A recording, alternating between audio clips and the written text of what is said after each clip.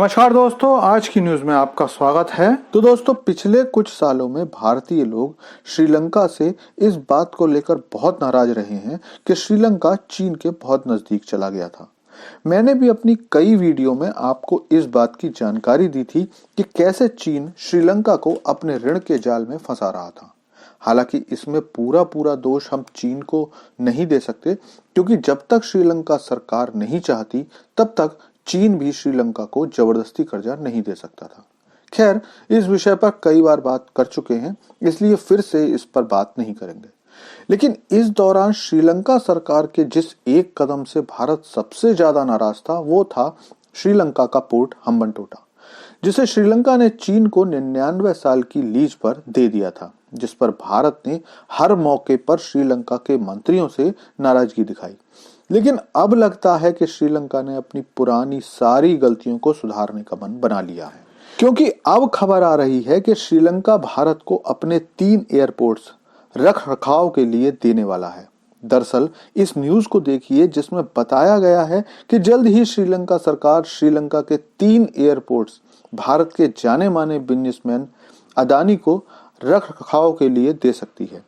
अब ये खबर इतनी बड़ी है कि इस खबर के आने के बाद चीन सरकार को तो जोर का झटका जोर से लगा ही है, साथ ही रूस भी अचंभे में रह गया है, क्योंकि भारत को ये ऑर्डर मिलने से रूस को भी नुकसान होगा। आप पूछोगे वो कैसे?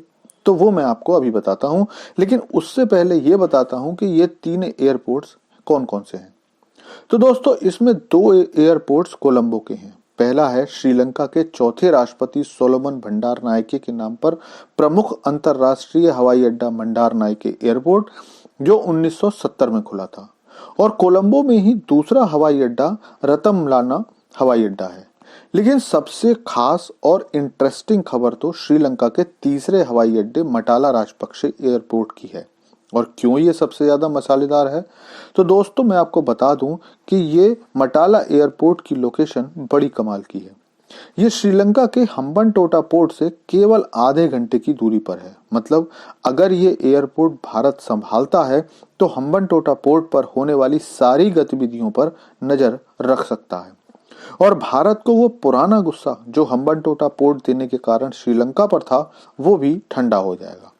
लेकिन अब बात करते हैं कि चीन के साथ साथ रूस को इस बात से सदमा क्यों लगेगा। तो दोस्तों, दरअसल पिछले दिनों खबर आई थी कि रूस ने भारत को ये ऑफर दिया था कि श्रीलंका का मटाला राजपक्षे एयरपोर्ट, जो लगातार घाटे में जा रहा है, उसे मिलकर जॉइंट वेंचर में डेवलप करते हैं। लेकिन भारत की तरफ से कोई सीधा जवाब नहीं दिया गया था। लेकिन आज आई खबर के बाद पता चल गया है कि क्यों भारत ने सीधी हामी नहीं भरी थी। और खुद श्रीलंका के मंत्री द्वारा ये खबर देने का मतलब यही है कि अब ये डील जल्दी ही पूरी हो जाएगी और इससे श्रीलंका की इकोनॉमी में भी बहुत सुधार आएगा, क्योंकि पिछले 2 सालों से लगातार श्रीलंका में जाने वाले टूरिस्ट की संख्या बढ़ रही है। खुद भारत भी श्रीलंका के टूरिज्म को प्रमोट करके श्रीलंका की इकोनॉमी को सुधारना चाहता है।